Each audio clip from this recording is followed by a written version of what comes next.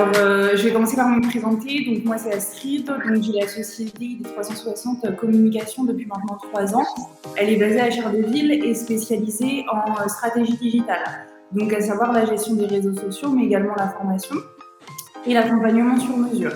Avant toute chose, j'aimerais bien savoir un petit peu, pour savoir un petit peu comment est-ce que vous vous situez par rapport à ce réseau social qui est Instagram.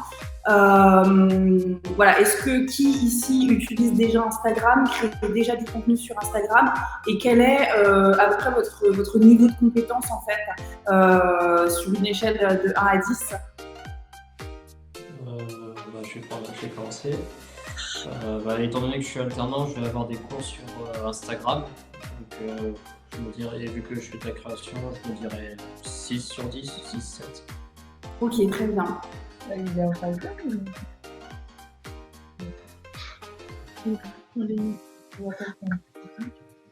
Donc on ne sait pas qui a parlé. Je me présente, je m'appelle Pierre, je suis alternant en communication pour l'entreprise Pop & Fo à Charleville. Ok, d'accord. Je vais regarder du coup le Instagram de Pop & Fo en même temps. Si quelqu'un d'autre veut prendre la parole. Oui, ici on peut, à Mariembourg, on peut prendre la parole. Camille. Le micro, oui, c'est pas lui. Ok. On n'a pas besoin de se connecter. Non, Céline, tu peux y aller. Parce que là, j'essaie de monter le son et que... Je sais pas si... On m'entend là ou pas? Donc c'est moi, Oui. Donc je suis rédactrice web freelance et j'accompagne aussi des indépendants, des entrepreneurs à prendre une stratégie de contenu. Donc moi j'utilise beaucoup Instagram aussi pour ma propre communication. Je suis assez frustrée par... Bonjour tout le monde. Bonjour. Bonjour. Je peux continuer? Oui, vas-y. Je suis assez frustrée par l'algorithme par rapport à la visibilité des publications par des posts un peu plus classiques. Mais sinon, je m'amuse beaucoup avec les stories et un peu les reels. Donc, c'est en tout cas un réseau que j'aime beaucoup, mais que voilà, j'ai un peu du mal avec cet algorithme. Oui. Alors, effectivement, l'algorithme, on va faire un gros point dessus parce que ce qui est important sur Instagram, c'est d'aller chercher du reach, d'aller chercher l'engagement des internautes. Et c'est vrai que l'algorithme, il est quand même assez pointu. En plus, il y a un algorithme pour chaque page. Donc, en fait, pour les posts et les stories, mais il y a un algorithme également pour la page découverte et un algorithme différent aussi pour les Reels. Donc, on va vraiment faire un débrief de tout ça avant de passer à des petites techniques pour essayer justement de contourner cet algorithme et d'obtenir plus d'engagement sur sa page. Voilà, je ne sais pas si quelqu'un d'autre veut se présenter et dire un petit peu voilà, où est-ce qu'il en est par rapport à Instagram. Isabelle, bonjour, vous m'entendez bien? Oui. Derrière, Isabelle, donc moi en fait je suis en train de développer une activité nouvelle qui est un peu multifacette mais qui va tourner autour de la nature. Donc il y aura 3 choses essentielles. Ce sera de la SEO cosmétique florale, il y aura aussi des photos nature et puis des formations que j'appelle bio-inspirées qui vont aller s'inspirer en fait de comment fonctionne le vivant pour mieux fonctionner en couple ou de façon personnelle. Et Instagram? Et Instagram, donc pour l'instant j'ai juste un compte personnel où je mets plutôt des photos, mais j'aimerais le développer de façon pro en choisissant peut-être un des pôles pour les pôles photo à mon avis. Benoît? On fait le tour ici à Mariembourg et puis... Bonjour, donc moi c'est Benoît. Je travaille dans une attraction touristique qui s'appelle le chemin de fer à vapeur des Trois-Vallées, dont on est en association, en ASBL, et l'objectif c'est de sauvegarder le patrimoine ferroviaire belge et de le faire découvrir par des balades entre 2 villages de 15 km. Et au niveau Instagram, pour l'instant, on n'est nulle part, dans le sens où on n'a pas encore de compte. Et c'est un objectif ici, c'est de le développer et donc de démarrer des bonnes bases autant que possible. Oui. Alors justement, pour les activités, j'ai entendu le mot Belgique, c'est bien ça? Oui, bien ça. En fait, j'ai également travaillé à un moment donné pour un client qui avait une activité touristique et qui souhaitait toucher également les Ardennes belges. Et du coup, dans les hashtags, bien écrire Ardennes avec un S, mais Ardennes sans S aussi, parce que apparemment dans les recherches par hashtag, tout ce qui est côté Belgique, beaucoup tapent Ardennes sans S. Donc c'est vrai que ça marchait pas mal quand on faisait ça, mais on en discutera peut-être. Je ne sais pas si... Oui. Je dis c'est bon à savoir comme petit truc et astuce. J'en prends déjà bonne note. Voilà, ici à Mariembourg, on a fait le tour. Je ne sais pas, quelqu'un en ligne souhaite se présenter? Quelqu'un d'autre? On commence? Ok, bon, ben on va commencer alors dans ce cas. Donc justement, nous parlions de l'algorithme. Alors c'est vrai que c'est une des premières choses à analyser. Alors attendez, un problème est survenu avec des autorisations de barrage d'écran.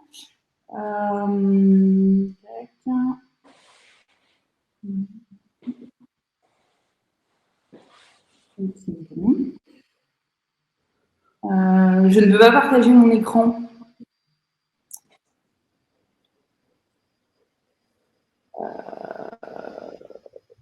Je ne sais pas pourquoi ça fonctionne pas. Tu es sur quel navigateur? Chrome. Ok. Donc, normalement, là, dans le fond, tu vois l'écran avec la flèche. Hein, oui. Oui. Et tu cliques et qu'est-ce qui se passe? Échec du partage d'écran, contacter le support. Et ce n'est pas dans les autorisations de mon ordinateur. Ok. Quand j'essaye, moi, j'ai pas de problème. Ici, de notre côté, ça fonctionne. Oui. Peut-être, si tu as un second navigateur, essayer sur celui-là, faire un copier-coller de l'adresse et te remettre sur un autre navigateur. Alors, je vais essayer de diriger. Sinon, c'est pas grave, hein, je peux vous faire la présentation comme ça. C'était juste un support qui résumait en fait ce que je vais dire. Et je pourrais vous l'envoyer du coup ultérieurement. Il n'y a pas non, mais ça ne marche pas sur Safari non plus. Tac. Non, c'est tout. Alors, donc du coup, concernant l'algorithme, je récupère ma page. Donc, concernant l'algorithme Instagram, donc il est assez puissant. Concernant les posts et les stories, en fait, la première étape, Instagram va récupérer en fait tout le contenu à afficher aux internautes qui vous suivent. Donc, en fait, la première chose, ça va être les publications les plus récentes qui vont être affichées. Donc, Instagram va vraiment venir récupérer toutes les publications récentes qui ont été postées par les comptes qu'un utilisateur suit. Donc, c'est pour ça que c'est important de bien analyser en fait les heures de connexion de ces internautes pour pouvoir poster là où le pic d'affluence est le plus élevé. Tout ça, vous avez ça dans les statistiques sur Instagram. Vous pouvez accéder à une partie statistique qui vous dit justement à quelle heure se situe votre pic d'affluence. L'objectif, c'est de venir vraiment publier la publication sur ces heures-là. Alors, à savoir que c'est souvent quand même la même chose, c'est-à-dire entre plutôt vers midi ou alors plutôt vers le soir, 18h, 19h. Les pics d'affluence sont souvent assez similaires suivant les comptes. Mais voilà, donc c'est important de bien savoir aussi respecter les horaires pour pouvoir justement arriver en premier dans le fil d'actualité des publications, puisque ça fait partie de l'algorithme. Une deuxième partie de l'algorithme que Instagram va analyser, ça va être les hashtags qui sont suivis par les utilisateurs. Sur Instagram, on a la possibilité de suivre des thèmes de publication par hashtag.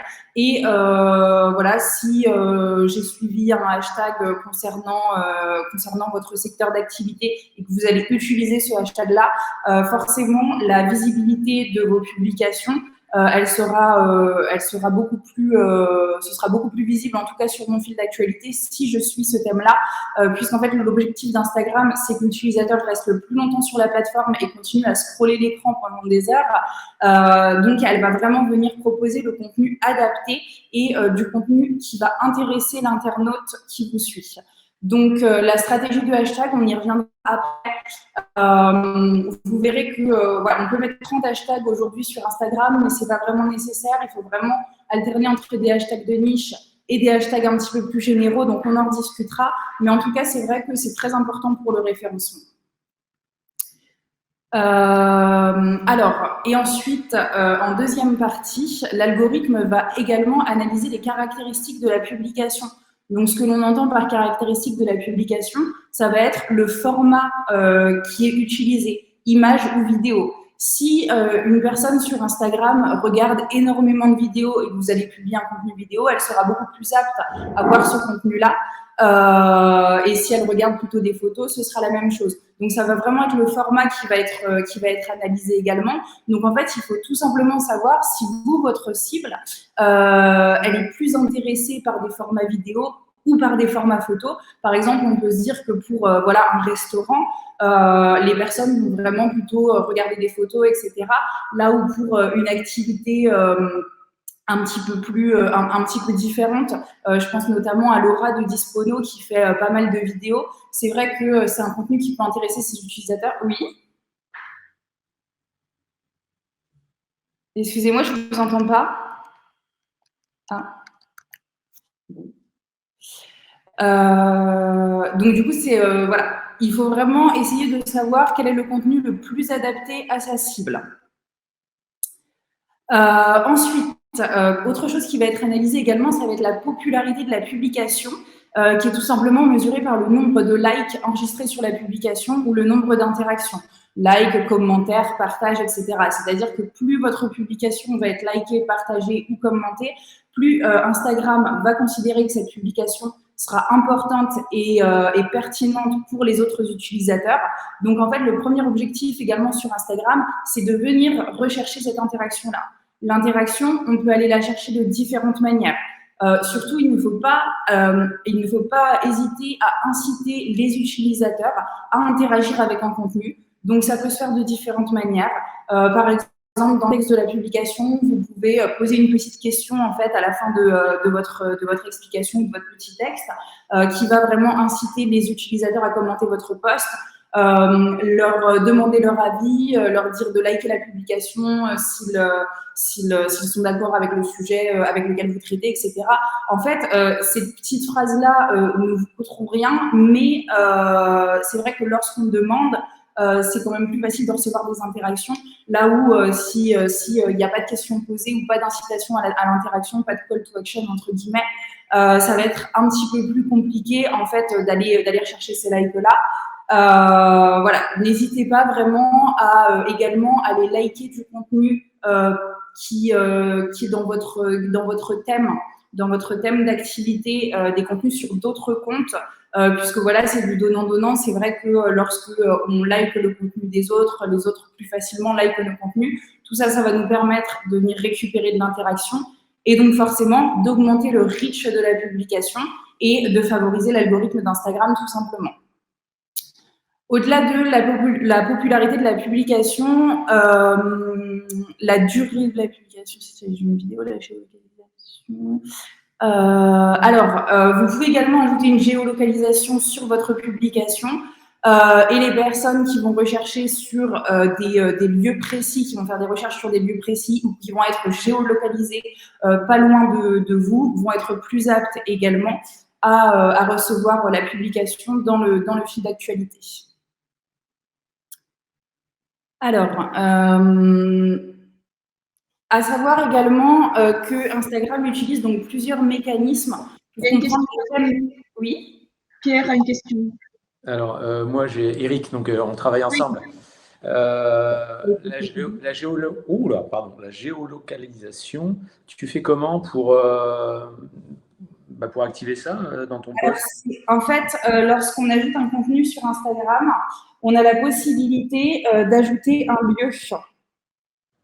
En fait, c'est au-dessus, ici, vous avez ajouté un lieu et en fait, vous mettez soit le nom de la ville, soit… Ça ne sert à rien d'ajouter vraiment une adresse exacte très précise. Vous pouvez ajouter Champagne-Ardenne, le nom d'une ville, etc. J'ai une petite anecdote sur un influenceur, entre guillemets, rémois, qui voulait toucher une cible, notamment aux États-Unis. et qui ajoutait toutes ses publications sur des villes aux États-Unis, et il a récupéré une grosse communauté comme ça américaine. Donc voilà, ce sont des techniques qui marchent, qui fonctionnent. Et donc voilà, ça se trouve vraiment juste au-dessus de la publication en fait. Ok, merci. Et donc là, en dernière partie, donc Instagram va analyser également le thème de la publication pour comprendre de quoi il s'agit et pour savoir s'il va la diffuser à votre audience ou s'il va la restreindre à certaines personnes également. Donc Instagram utilise plusieurs mécanismes pour comprendre le thème des publications, notamment par exemple le texte alternatif. Je ne sais pas si vous voyez ce que c'est que le texte alternatif sur Instagram. En fait, tout simplement, c'est un texte pour les personnes qui auraient des déficiences visuelles et du mal à analyser en fait un contenu photo ou vidéo d'un premier regard. Et en fait, on a la possibilité d'ajouter un texte alternatif, c'est-à-dire un texte qui va décrire l'environnement de la photo ou de la vidéo. Donc, sur l'ajout du texte alternatif, par exemple, là, si je modifie une publication, ça se trouve ici, on a modifié le texte alternatif. Et en fait, on a la possibilité d'ajouter un texte qui va décrire le thème de la photo. À savoir que ça, c'est très bon pour l'algorithme, puisque Instagram va en fait tout simplement analyser les mots-clés que vous aurez inscrits dans ce texte alternatif, ce qui va lui permettre de comprendre quel est le thème de vos publications. Et vous pouvez jouer avec l'algorithme grâce à ça. Bien évidemment, ce qui va lui permettre de comprendre le thème de la publication, ça va être également le contenu de la description. Donc, n'hésitez pas à vraiment ajouter des mots-clés en fait dans vos descriptions qui vont vraiment permettre à Instagram de comprendre le thème et donc de diffuser le contenu. Enfin, les hashtags, bien sûr. Et Instagram utilise aussi depuis peu ce qu'on appelle la reconnaissance faciale, en fait, pour analyser le contenu des images. Alors, en fait, ça, c'est quelque chose qui a été créé notamment avec TikTok, puisque l'algorithme TikTok, qui lui est très puissant, en fait, analysait complètement le paysage des vidéos. Admettons, voilà, une esthéticienne qui prenait en vidéo son institut. TikTok allait analyser s'il y avait des pinceaux à maquillage, etc. Il allait montrer la vidéo aux personnes qui étaient intéressées par les contenus liés à l'esthétique. Et donc, Instagram utilise, c'est pas exactement la même technologie parce qu'elle est moins poussée, mais une technologie à peu près similaire qui va permettre en fait d'analyser l'environnement de la photo et de comprendre en fait le thème global de l'image pour pouvoir la diffuser ou non. Donc, c'est vrai que c'est important d'avoir un petit peu toujours des éléments clés en fait sur ces visuels ou sur ces photos. Pareil, lorsque vous faites une vidéo, même si vous filmez vous-même, n'hésitez pas à mettre des petits éléments liés à vos activités, à votre activité derrière pour permettre justement cette reconnaissance faciale.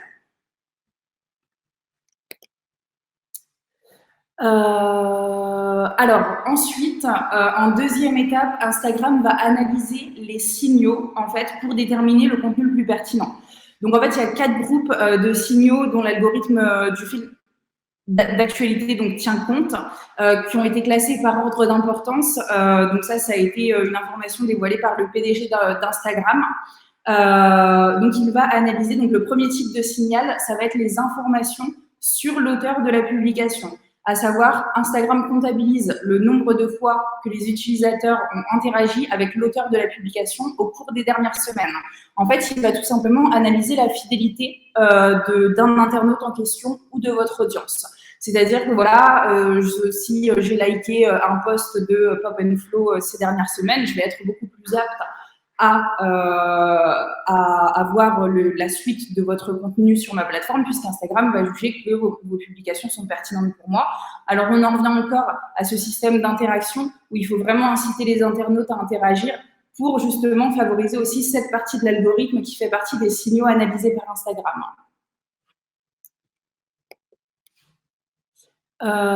Et ensuite, bien sûr, l'historique des activités de l'utilisateur. Donc, en fonction de tout ce que j'aurais aimé sauvegarder, liker, commenter sur Instagram, les formats des publications, etc., je vais être plus apte à voir un certain contenu ou non.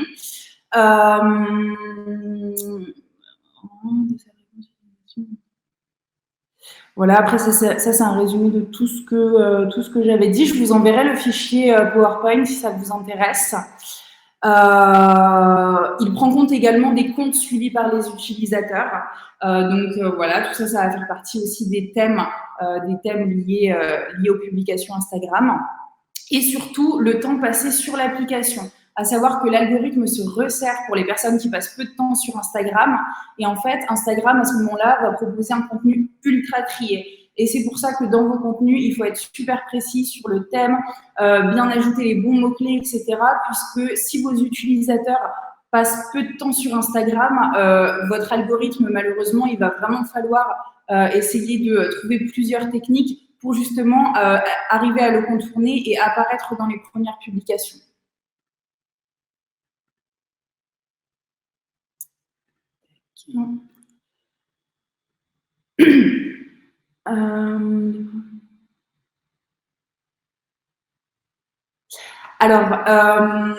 Désormais, Instagram utilise également ce qu'on appelle le dwell time. Alors, le dwell time, c'est quelque chose qui se faisait beaucoup sur LinkedIn.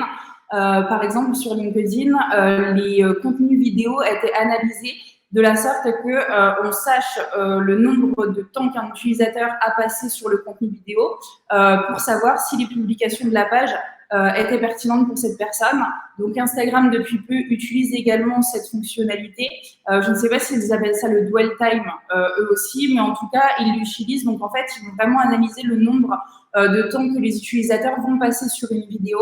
À savoir que voilà, si je passe 3 secondes sur une vidéo, ce sera pas forcément bien pour votre algorithme. Donc l'objectif, c'est que lorsque vous faites des vidéos, essayez de teaser un petit peu quelque chose qui va arriver vers la fin pour vraiment maintenir l'utilisateur sur la vidéo.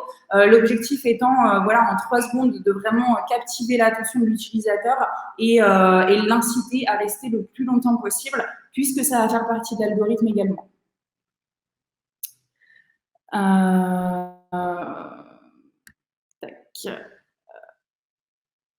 Et enfin, en fait, Instagram, il faut savoir qu'il va aussi prédire le contenu le plus susceptible d'intéresser l'utilisateur. Et en ce sens, il va montrer en fait également les publications aux personnes qui sont le plus susceptibles d'interagir avec votre publication. Donc, toutes les personnes qui laissent des commentaires, aiment les publications, etc., vont être plus amenées à voir votre contenu. Mais également les personnes qui ont pour habitude de cliquer sur la photo de profil de l'auteur de la publication, puisqu'en fait, tout ça, tout simplement, ça va vous permettre d'obtenir plus d'engagement et plus de vues de votre page globale. Donc, en conclusion, il faut créer du contenu avec lequel son audience a le plus de chances d'interagir. Les statistiques d'Instagram sont importantes pour comprendre ce qui fonctionne et ce qui ne fonctionne pas, afin de publier du contenu qui génère le plus d'interactions possible. On en revient toujours à la même chose, c'est vraiment l'interaction qu'on va venir chercher sur Instagram. Est-ce que quelqu'un a des questions concernant l'algorithme ? Oui. Ici à Mariembourg, oui, on a quelques questions. Voilà, c'est bon. C'est pas par rapport à l'algorithme, c'est plutôt par rapport à l'organisation. Combien de temps faut-il consacrer à ces publications et à communiquer sur Instagram pour quels résultats? Alors ça dépend vraiment ça dépend de votre activité, ça dépend du comportement de votre cible, ça dépend de plein de choses. En soi, il n'y a pas vraiment de règles. Le plus important, c'est d'y consacrer un petit peu de temps sans trop en abuser non plus et d'avoir des résultats en fait qui sont cohérents avec le temps que vous avez passé sur la plateforme. Donc pour ce faire, il existe quand même des petites techniques entre guillemets de community manager pour pouvoir créer en fait un calendrier de contenu efficace, faire ça de manière voilà assez pas trop chronophage pour éviter de trop gaspiller de temps. Et donc, notamment, sur ces petites techniques, on retrouve le calendrier marketing. Je ne sais pas si ça vous parle. Oui, mais ça veut dire quoi? Deux publications par semaine quand même minimum ou Ah oui, alors en termes de périodicité du coup de contenu, alors ce qui va être le plus important, ce ne sera pas la périodicité, ça va être vraiment la régularité. Donc, à savoir que ça ne sert à rien de publier lundi, mardi, mercredi, jeudi, vendredi, samedi, dimanche. Il vaut mieux privilégier du contenu de qualité et moins souvent et surtout de manière régulière. C'est-à-dire que voilà, si on se dit, moi je vais faire 2 publications par semaine, ce qui est très bien aussi, donc 2 publications par semaine, on ne va pas en faire une le lundi et une le mardi, puisqu'en fait l'algorithme tout simplement n'en montrera qu'une des deux, puisque les jours ne sont pas assez espacés. En fait, il faut habituer Instagram à publier, voilà, je sais pas, avec 2 jours d'affilée, donc ça peut être par exemple le mardi et le jeudi. Tout ça, encore une fois, je reviens aux statistiques d'Instagram. Vous allez analyser les statistiques et vous regardez les pics d'affluence sur les jours. Et là, vous saurez quel jour publier sur Instagram, mais je vous conseille quand même d'espacer un petit peu vos publications et privilégier vraiment le contenu, le contenu qualitatif. Maintenant, pour une réponse un petit peu plus précise, je pense que 2 à 3 publications par semaine, c'est déjà vraiment bien. Concernant les stories, on conseille plutôt d'en faire tous les jours. Mais si vous n'avez pas vraiment le temps, vous pouvez en faire 3 ou 4 par semaine.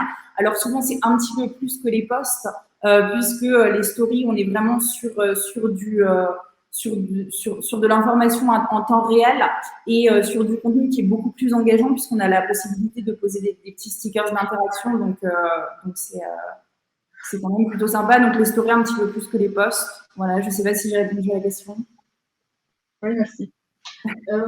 Moi, j'ai 2 questions. La première, c'est au niveau des hashtags. Et forcément, il y a les hashtags de niche et les hashtags plus génériques qu'on doit en général mélanger. Quelle est la proportion Alors, après, si vous voulez, on peut le voir tout de suite, les hashtags. Alors, concernant les hashtags, donc, il faut utiliser des hashtags de niche. Donc, pour ceux qui ne connaissent pas, donc c'est vraiment relatif à votre domaine d'activité ou une technique en particulier. Donc, les réactions, elles peuvent être plus ou moins nombreuses sur ce type de post, mais en tout cas beaucoup plus qualitatives, puisqu'on va vraiment venir parler d'une technique en particulier ou de votre domaine d'activité assez pointu. Donc, c'est intéressant d'en ajouter. Et en fait, il faut les mélanger tout simplement avec des hashtags généraux, donc c'est-à-dire des hashtags à forte popularité, donc qui resteront bien sûr moins longtemps, mais qui peuvent vraiment accroître l'audience de manière significative. Alors attention, si vous utilisez en fait trop de hashtags, vous risquez vraiment de vous faire squeezer sur la plateforme. On conseille d'en utiliser en tout cas moins de 15 par publication. Donc, ce que vous pouvez faire, c'est en utiliser 7 de niche et 7 généraux et un hashtag de localisation. Ok. Et juste une petite question pour le hashtag. Moi, je le fais depuis un temps, mais je mets plutôt mes hashtags en commentaire plutôt dans la publication. Est-ce que ça a un impact? Alors, en fait, non, pas vraiment. Ce qu'on conseille de mettre en commentaire, alors c'est plutôt sur Facebook pour le coup, mais ça va être tous les liens externes, en fait, puisque les applications en général ne veulent pas qu'on sorte de l'application, et tout ce qui est lien externe, ça va brouiller une publication dès lors que ce sera publié dans le texte. Donc, c'est pour ça que sur Facebook, on conseille de les mettre en commentaire. Par contre, sur Instagram, il n'y a pas vraiment d'avantage, entre guillemets, à les mettre plutôt dans les commentaires. C'est la visibilité, pour être plus clair dans son post. Oui, concernant la visibilité des publications, oui, je peux comprendre. Après, c'est vrai qu'on est tous habitués à avoir des hashtags sur Instagram, donc je pense que ça ne pollue pas forcément l'environnement visuel de la publication. Mais je ne sais pas, est-ce que vous avez vu, vous, des résultats différents en faisant ça en termes, en tout cas, de reach? Non. Ouais. Je pense que il vaut quand même peut-être mieux les mettre, en tout cas dans le texte de la publication. Okay. Et ma deuxième question, c'est je comprends bien qu'il faut inciter les internautes à interagir, mais justement, toi qui es plus avancé sur le sujet, comment exactement, c'est quoi toi les trucs que tu utilises pour cette interaction? Alors, est-ce que vous pouvez répéter la question? J'ai eu un problème avec mon ordinateur, je sais pas bien. Donc, je disais, au niveau d'inciter les internautes à réagir, voilà, on le sait en fait, mais est-ce que toi, tu as des trucs et astuces? Comment tu fais pour essayer de provoquer cette réaction? Alors, en fait, souvent, il faut savoir que les personnes sont sur les réseaux sociaux pour donner leur avis, pour prendre la parole sur des sujets. Et voilà, donc c'est vrai que c'est bien de toujours demander l'avis, de toujours demander en fait des recos ou autres en fait à ces internautes. Ça va permettre en fait de favoriser à la fois le capital sympathie de la marque, mais également la proximité avec les internautes, puisqu'un internaute à qui on dit voilà ton avis est important, dis-moi ce que tu penses de ce sujet-là, etc., va se sentir beaucoup plus en fait privilégié tout simplement. Donc ça c'est une technique. Voilà, demander des retours en fait sur vos publications, sur des thèmes, vraiment discuter avec les internautes. En fait, il faut sur la toile et permettre en fait de vraiment venir récupérer de l'interaction. Alors après, les interactions, je vous avoue que c'est beaucoup plus facile d'aller les obtenir en story. Et ça, c'est quelque chose qu'on va voir juste après. Aujourd'hui, si on veut vraiment venir récupérer de l'interaction, il va falloir jouer sur tous les stickers et des stories. Donc, vous savez, poser une question, sondage, même les petites barres où on vote graduellement sur des sujets. Ça, c'est quelque chose d'hyper important. Donc voilà, en fait, ça va être soit dans les stories avec les stickers ou soit dans les textes de la publication en vraiment sollicitant les internautes à réagir. On peut utiliser des techniques aussi, on le voyait souvent et on le voit encore, identifier un ami qui. Ça marche bien également puisque ça va favoriser l'interaction aussi. Voilà, j'espère que j'ai répondu à votre question. Oui, merci. Ok, très bien. Donc, concernant les hashtags, hashtag de niche, hashtag généraux, hashtag de localisation, 7 hashtags de niche, 7 hashtags généraux et un hashtag de localisation, c'est plutôt pas mal.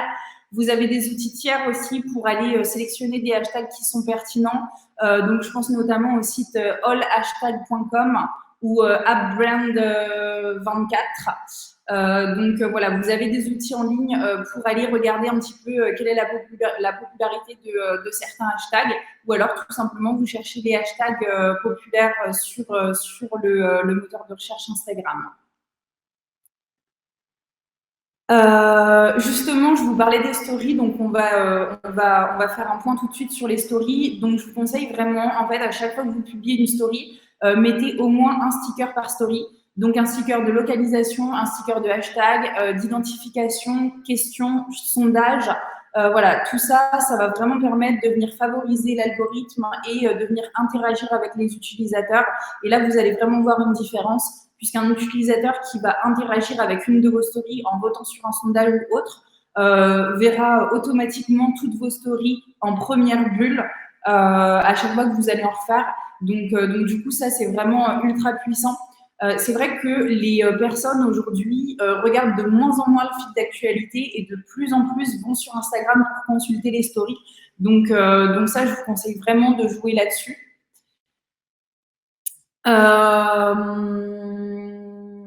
Concernant vos activités à tous, il est super important de faire des stories en direct pour parler en fait tout simplement de la vie de votre entreprise, en fait donner des petits détails que vous ne mettrez pas forcément, que vous ne mettriez pas forcément en publication, mais vraiment parler de la vie de l'entreprise.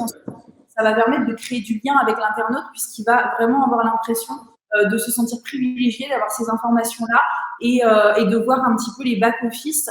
C'est vrai que c'est assez intéressant pour les internautes. Ça, c'est du contenu à mettre vraiment en story. Ça n'a pas vraiment sa place en publication classique.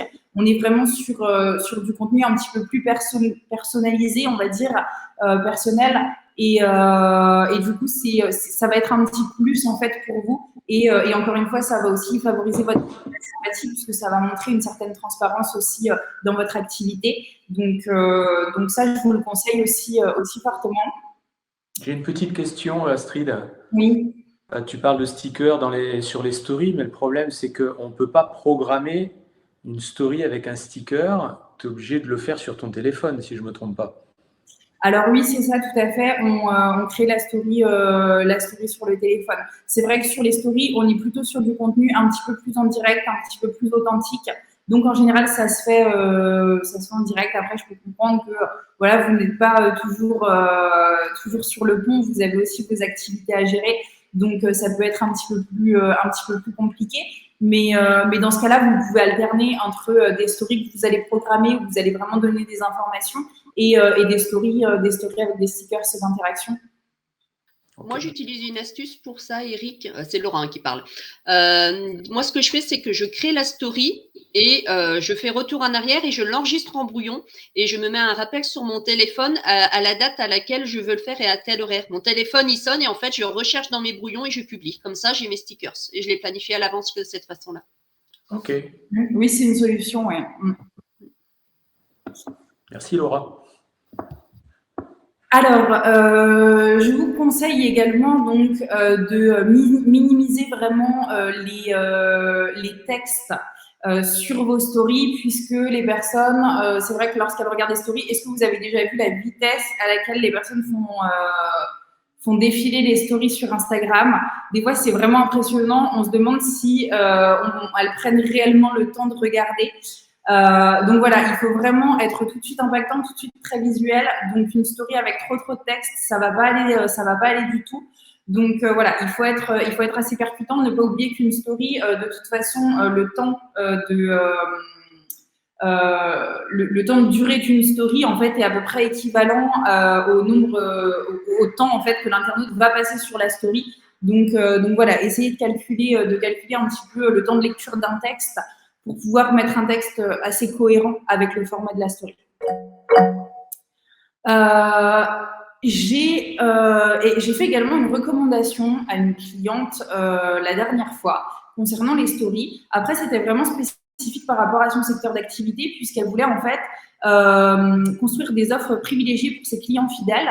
Et en fait, l'objectif pour elle, c'était de venir récupérer beaucoup d'interactions sur son Instagram et de remercier en fait les internautes d'avoir interagi puisque tout ça, ça a favorisé son algorithme, etc. Et en fait, remercier les internautes les plus fidèles en leur proposant des offres. Et donc, du coup, je lui ai soumis l'idée tout simplement de créer des stories, en fait, de faire des offres dans les stories amis proches. Alors, encore une fois, ça va vraiment dépendre de votre secteur d'activité, mais en tout cas, pour son objectif de communication, c'est quelque chose qui a vraiment bien marché, puisque du coup, les personnes, en plus, ça s'est su. Donc, en fait, les personnes likaient vraiment son contenu et devenaient vraiment des internautes ultra fidèles en commentant, en s'identifiant entre eux pour pouvoir accéder à ces stories amis proches et avoir justement des offres ultra privilégiées, ce qui a vraiment, en fait, renforcé sa relation avec ses internautes. Et c'est une technique qui a vraiment bien marché. Alors, il faut faire attention de ne pas trop en abuser non plus, puisque je pense que sinon, certains internautes peuvent être assez frustrés en fait, par ces opérations et n'ont pas forcément envie d'aller liker une publication pour avoir accès à une offre.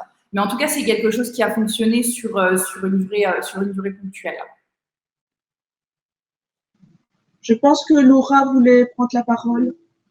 Oui, j'ai une question, Astrid. Quand tu fais les stories en direct, moi, je ne comprends pas comment les personnes, elles arrivent à parler plus de 15 secondes. Parce que des fois, tu sais, tu fais des stories assez longues et les personnes, ça s'enchaîne. Et moi, j'ai l'impression que je n'ai pas trouvé l'option pour le faire. Ah, comment ça? Tu sais, des fois, les gens en story, ils parlent et j'ai l'impression qu'ils arrivent à parler plus de 15 secondes. Comment on fait pour faire une story longue, en fait, en direct? Non, je ne suis pas. Alors, moi, j'ai jamais vu de 15 secondes. Est-ce que c'est pas plusieurs à la suite? Comment? Est-ce que c'est pas plusieurs à la suite? Oui, mais 15 secondes, les personnes ont vraiment l'impression qu'elles ne s'arrêtent pas de parler, quoi. C'est pour ça. Alors, je pense que ça doit être une impression parce que j'ai jamais vu des stories qui duraient plus de 15 secondes. En tout cas, lorsqu'on fait un enregistrement et qu'on passe les 15 secondes, ça réenregistre une vidéo et ça la met à la suite. Alors, tu restes appuyé dessus, en fait. Oui, c'est ça, ouais. D'accord. En fait, il faut rester appuyé sur le bouton. Donc là, par exemple, Une fois que ça va dépasser les 15 secondes, si on reste toujours appuyé, ça va continuer à retourner. D'accord, parce qu'en fait, moi, j'appuie, je lâche. C'est peut-être pour ça que ça coupe à 15. Ah oui, En c'est fait. ça, ouais, tout à fait. Voilà, merci pour la réponse, du coup. De rien. Quelqu'un d'autre avait une question avant qu'on continue? Non. Et donc, bien sûr, très très important, regardez toujours les statistiques de vos stories. Les statistiques des stories sont très poussées. On peut voir également les personnes qui sont revenues en arrière. Alors, moi, je le regarde assez souvent parce que je trouve que c'est une analyse assez pertinente. C'est-à-dire que, comme je vous le disais, les personnes font défiler les stories à toute vitesse. Et des fois, on voit qu'il y a 25 personnes qui sont revenues à la story d'avant. Donc, on considère, enfin, moi, je considère souvent que ce sont des personnes qui ont fait défiler à toute vitesse et qui se sont arrêtées sur une story en particulier. Et le fait de revenir en arrière, ça veut dire qu'elles se sont posées en fait la question de mais du coup, de quoi est-ce que ça parle exactement et qu'elles se sont intéressées vraiment un petit peu plus au sujet. Et en fait, ce que je fais en général, c'est que donc je regarde combien de personnes sont revenues en arrière et sur quelle story. Donc, quelle story a incité les personnes à revenir en arrière pour rentrer un petit peu plus dans le détail. Et en fait, ça me permet tout simplement de voir pourquoi la story, elle a été à tel point efficace. Est-ce que c'était la disposition des textes? Est-ce que c'était l'information que j'avais donnée sur cette story-là? Et donc, pas hésiter à refaire ce type de story grâce à ce statistique, en fait, tout simplement, qui aura été analysé. Mais du coup, ces statistiques-là, tu les trouves où? Parce que moi, je comprends pas trop les stats d'Instagram. Je voudrais bien pousser un peu plus le sujet des statistiques, mais moi, par rapport au nombre de vues, je ne sais pas trop comment on fait. Alors, en fait, concernant les statistiques des stories, on peut les voir pendant 24 heures, du coup. Sur la story, lorsqu'on fait une story, donc je vais en faire une en direct, là. Hop. Si je fais une story, bon, j'aurai pas de statistiques tout de suite. Ouais, du coup, je sais pas si j'aurai pas de statistiques tout de suite, mais en fait, ici, vous aurez accès à des statistiques quand vous cliquerez. Et en fait, vous pourrez voir tous les détails, en fait, tout simplement de la story. Concernant les statistiques Instagram, lorsque vous êtes sur votre profil, vous allez cliquer sur les 3 petits traits, puis sur statistiques. Ouais. Ça a coupé. Problème de connexion. On t'a perdu, Astrid. Ça nous entend.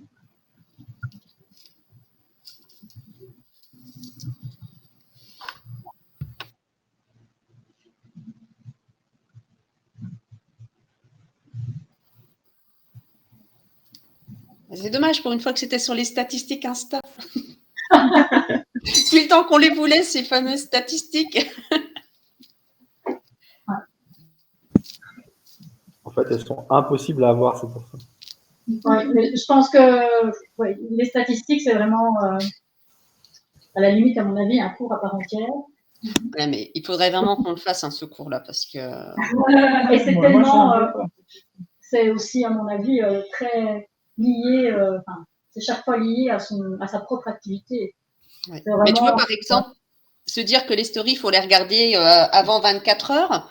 Moi, mes stages, j'ai fait tous les lundis, tu vois. Donc, en fait, les stats d'analyse de story, en fait, moi, je ne peux pas les faire, du coup. Donc, c'est intéressant. C'est du boulot en plus, mais c'est intéressant de le savoir. Oui.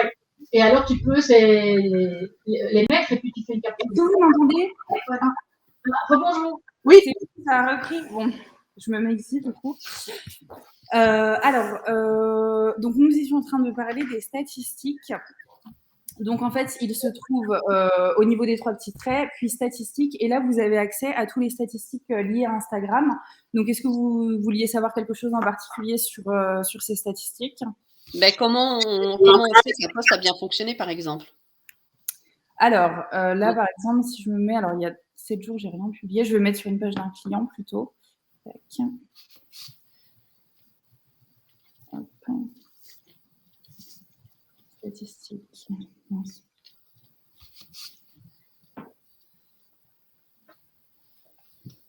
Hop. Alors, en fait, si vous voulez, déjà sur la vue d'ensemble, là où vous avez les comptes touchés, les comptes ayant interagi et le total des abonnés, vous avez soit un petit moins, soit un petit plus à côté du chiffre.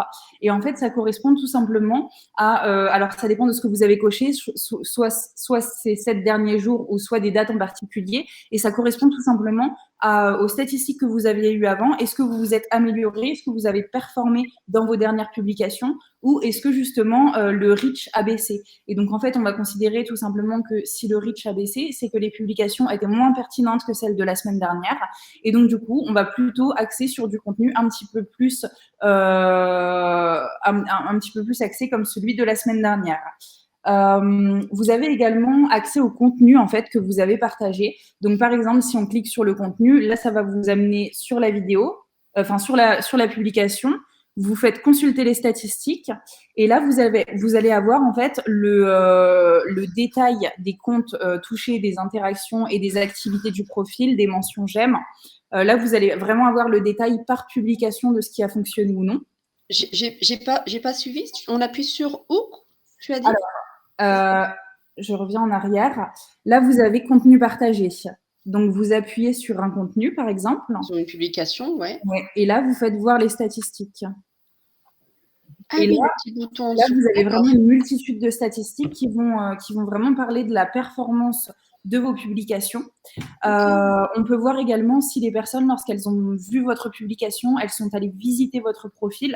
Ça, c'est vraiment synonyme d'un bon engagement. Les personnes, si elles se sont abonnées après avoir vu votre publication, etc., si elles ont cliqué sur le bouton appeler, envoyer un email. Et en fait, tout ça, on va vraiment pouvoir, avec tout ça, on va vraiment pouvoir analyser comment est-ce que la publication a marché et si elle a été pertinente pour votre activité. Enfin, voilà, c'est ça. Ensuite, je regarde si j'ai pas un autre élément de statistique. Tac.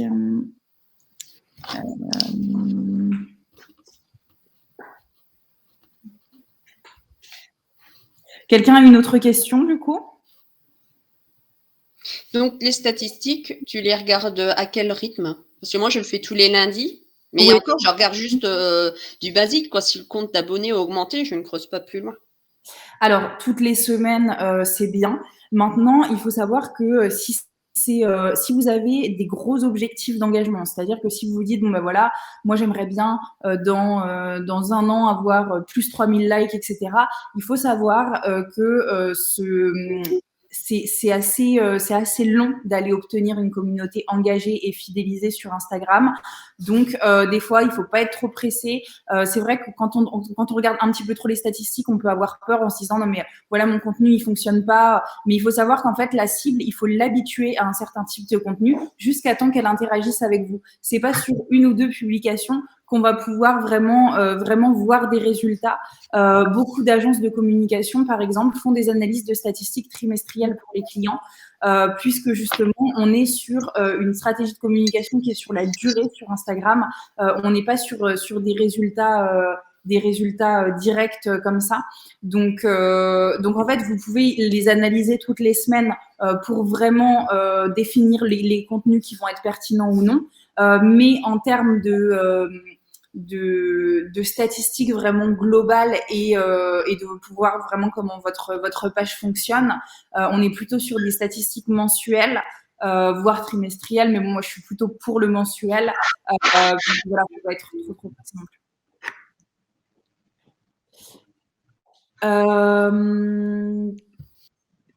Tout à l'heure, on parlait des stories. Lorsque vous faites des stories, n'hésitez pas à mettre des stories à la une, donc ce qu'on appelle les highlights sur Instagram. Je ne sais pas si vous voyez à quoi ça ressemble, mais du coup, c'est sur le profil. Vous avez des petites bulles et en fait, ça va vous permettre de sauvegarder vos stories plus de 24 heures.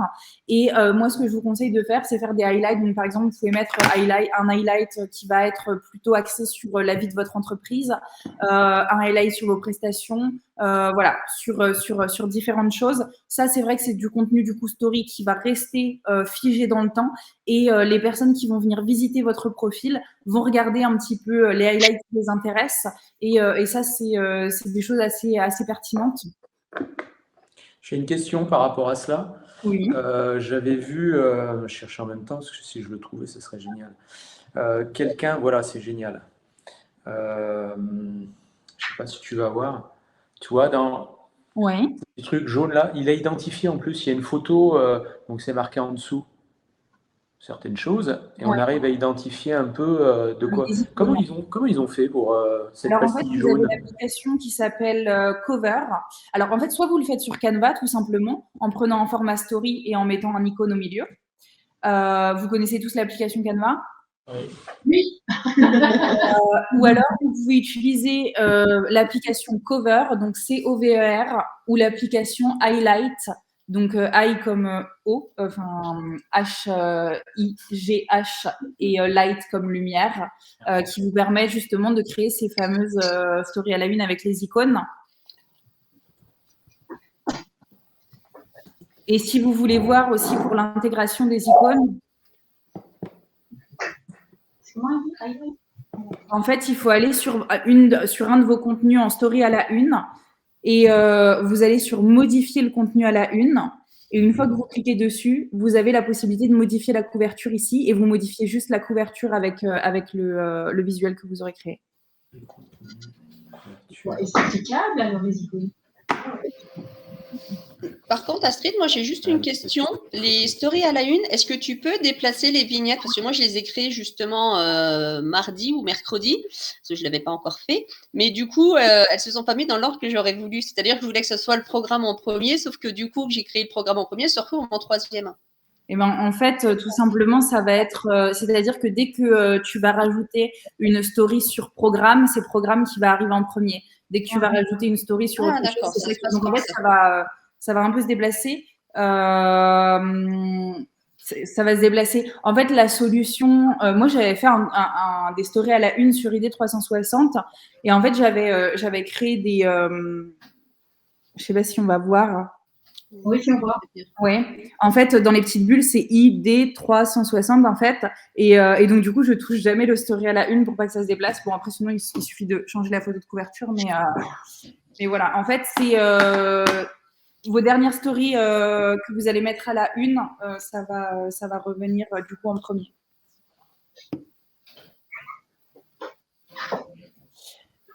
Merci. De rien. Alors, est-ce que quelqu'un ici est intéressé pour parler des Reels sur Instagram? Oui, oui. Alors, les Reels, c'est vraiment quelque chose de très important. Je vais vous expliquer des méthodes de remixing tout à l'heure.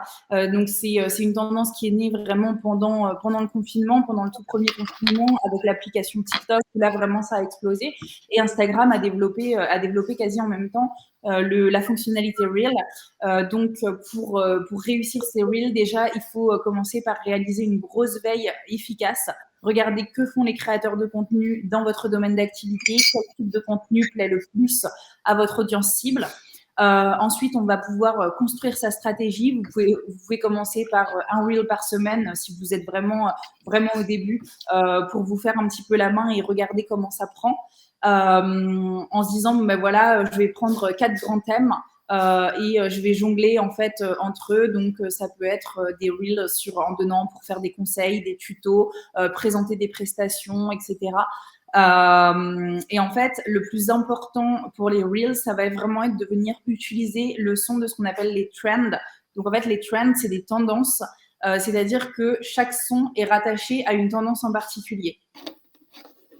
Donc c'est-à-dire que voilà, par exemple, il y a, je vais pas chanter parce que sinon vous allez avoir mal aux oreilles, mais voilà, vous avez des musiques qui correspondent en fait tout simplement à des tendances qui sont virales. Donc n'hésitez pas à regarder un petit peu quelle est cette tendance-là, à essayer de la refaire, mais en la liant en fait tout simplement avec votre domaine d'activité. Et en fait, le fait de venir jongler, enfin de venir surfer un petit peu sur ces tendances-là et utiliser les sons de ces fameux contenus tendances, ça va vous permettre vraiment d'enrichir vos interactions et de favoriser grandement votre algorithme. Là où si vous mettez une musique au hasard et qui est pas vraiment visionnée ou pas vraiment utilisée sur la plateforme, vous n'arriverez à toucher que vos abonnés à vous. Alors que l'objectif en fait du Reel, c'est d'aller toucher de nouveaux prospects, d'aller toucher une nouvelle audience, et c'est à travers ces contenus tendances qu'on va réussir à le faire. Donc ça nécessite bien sûr de faire une grosse veille en amont, de passer un petit peu de temps pour regarder un petit peu ce qui peut être cohérent avec votre secteur d'activité. Voilà, c'est un peu compliqué parce que des fois, je trouve que les marques sortent un petit peu de leur domaine d'activité, de leur domaine d'expertise en utilisant des trends qui ne sont pas forcément en rapport avec le domaine, et forcément, ça casse un petit peu l'image de marque. Donc, ne pas oublier de rester quand même très professionnel, même si on est sur du contenu vidéo ludique et dynamique. Il faut quand même toujours faire un clin d'œil avec votre activité et trouver en fait l'utilité de ce Reel par rapport à votre secteur. Comme je vous l'expliquais, donc Instagram analyse le dwell time, donc le nombre de temps que va passer un utilisateur sur une vidéo ou sur une publication. Donc n'hésitez pas à vraiment séquencer vos reels pour maintenir le plus possible l'attention des utilisateurs. Vous avez la possibilité de pouvoir publier le reel sur votre profil. Donc, à savoir qu'il arriverait ici. Mais vous avez la possibilité de le publier sur Instagram sans qu'il arrive sur ce profil-là et qu'il soit disponible sur l'onglet Reel ici. Mais en fait, pour ne pas casser votre feed, si vous avez un feed bien particulier où vous respectez une charte de couleurs ou alors vous travaillez sur des triptyques et que vous considérez que le Reel va casser en fait tout simplement l'harmonie de votre feed Instagram, vous avez la possibilité de le publier sans le publier sur votre fil d'actuel, enfin votre feed en fait, sur votre feed classique. Alors tout simplement, c'est au moment de la publication, vous décochez publier sur mon feed.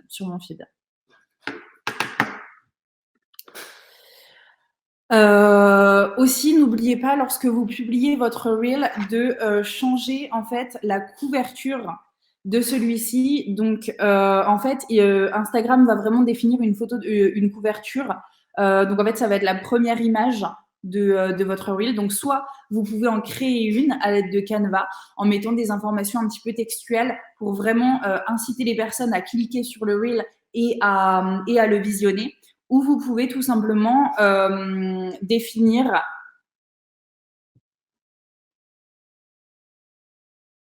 un moment de la vidéo en fait qui sera le plus pertinent et le plus vendeur en fait pour vous. Voilà, par exemple là avec le Père Noël.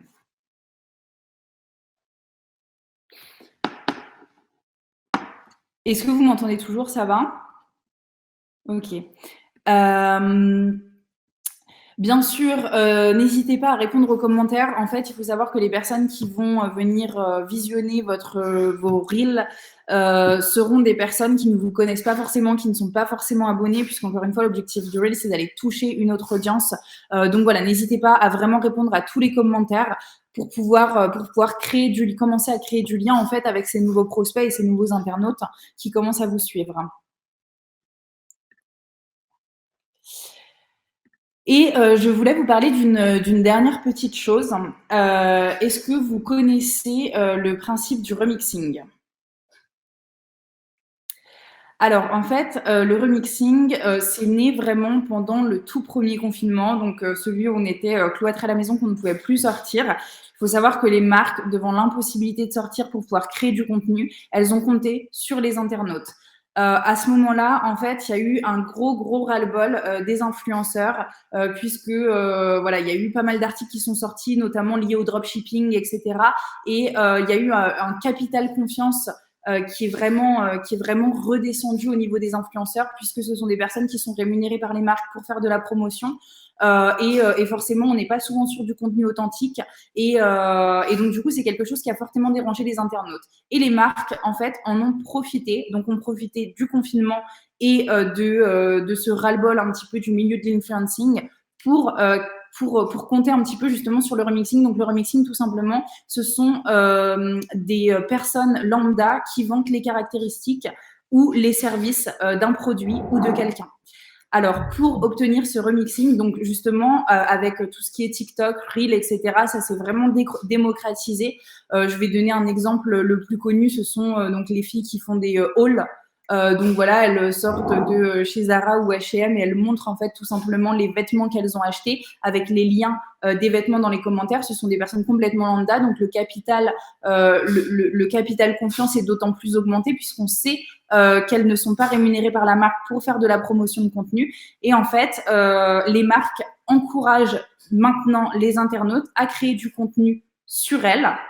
Donc, c'est des solutions qui sont très accessibles financièrement puisque ça ne vous coûte rien, ça vous coûte juste en fait tout simplement de former un petit peu vos internautes et de les inciter à créer du contenu sur vous. Je vais donner un exemple le plus parlant. C'est vrai que voilà, si vous avez un ami qui publie sur Facebook qu'il est allé dans ce restaurant-là avec la photo qu'il a prise en disant que c'était super bon, vous allez être plus en confiance et vous allez avoir plus envie d'aller dans ce restaurant-là que si vous aviez vu la publicité peut-être du restaurant, puisque on sait très bien qu'une marque est sur les réseaux sociaux aussi pour se vendre. Donc voilà, lorsque c'est quelqu'un que vous connaissez qui fait la promotion, on est beaucoup plus apte à recevoir le message en fait, tout simplement.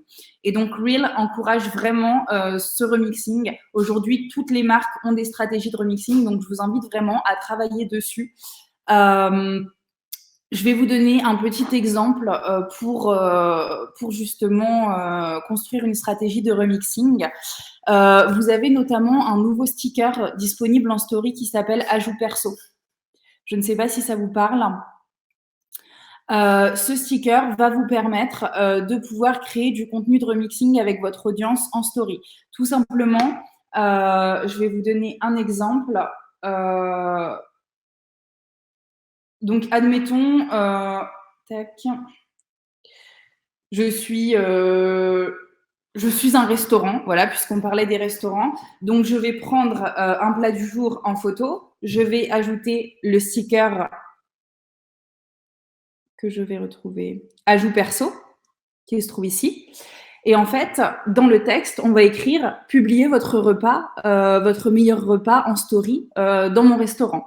Et en fait, les personnes, en cliquant sur cette story-là, vont repartager votre contenu. Et en fait, c'est du contenu qui va être de plus en plus viral. Et on va toujours avoir votre première story du restaurant. Et les personnes dans leur story vont ajouter leur propre contenu. C'est un peu compliqué à expliquer. En fait, il faut vraiment que vous le testiez pour le comprendre et que vous demandiez à quelqu'un de repartager en fait avec le sticker sans question. Et en fait, voilà, ça c'est une stratégie de remixing qui va permettre en fait à vos clients de parler de vous. Vous allez inciter vos clients à parler de vous et l'audience de vos clients vont pouvoir accéder au contenu qui a été proposé par l'utilisateur. En fait, on est un peu sur du bouche à oreille, mais version de 2.0. Donc, c'est le bouche à oreille à l'heure de la digitalisation et des stories. Donc, ça, c'est quelque chose d'assez pertinent.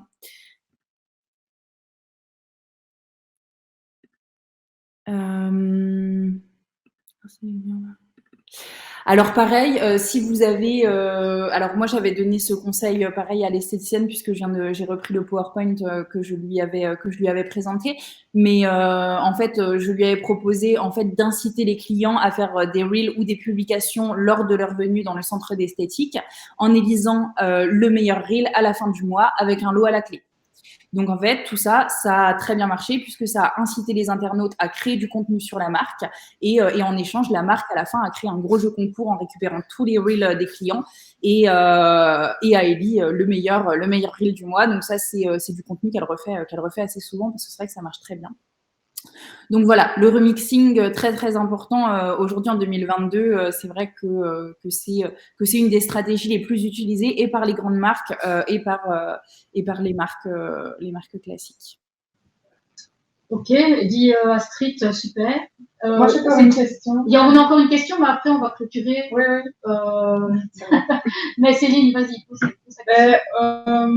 Comment est-ce que tu définirais le public Instagram, enfin, les gens qui sont sur Instagram? Alors, sur Instagram, alors ça dépend des pages en fait, ça dépend des pages que l'on a.